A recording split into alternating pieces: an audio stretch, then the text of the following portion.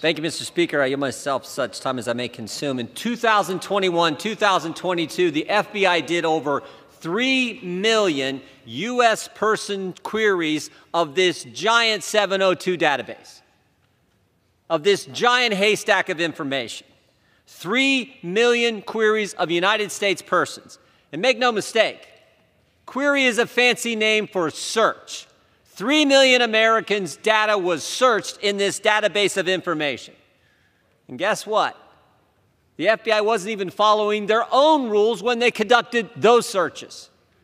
That's why we need a warrant. 278,000 times, not Jim Jordan talking about it, not Ranking Member Nadler talking about it. Washington Post reported last May that 278,000 times the FBI found, the Justice Department found, that they didn't even follow their own darn rules when they searched this giant haystack, this giant database of information on Americans.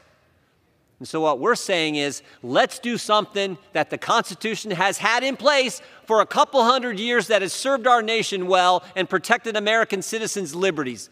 Let's make the executive branch go to a separate and equal branch of government, the judicial branch, and get a probable cause warrant to do the search. After all, it's done pretty well for this great country, greatest country ever for a long, long time. Why wouldn't we have that here? And oh, by the way, in a bipartisan fashion, coming out of our committee, 35-2 vote, we said we will even put exceptions in there. If it's an emergency situation, the FBI doesn't have to get a warrant. They can do the search. If it's an emergency situation, they can do it. We put exceptions in there. Here's the fundamental question. I raised this the other day. Here's the fundamental question. Of that over 3 million searches in a 2-year time span, how many of those aren't covered by the exceptions we have in our warrant amendment? What's the number? And guess what? We can't get an answer. They won't tell us, which should be concern in and of itself. But if it's a big number, we should be particularly frightened. If they don't follow the exceptions and they're searching Americans, searching your name, your phone number, your email address in this giant database, that should scare us. And if it's a small number, then what's the big deal? You don't need thousands if it's a small number. But we can't get an answer to that question. So the underlying bill has got some changes and reforms that are positive, that are good. But short of having this warrant amendment added to the legislation, we shouldn't pass it.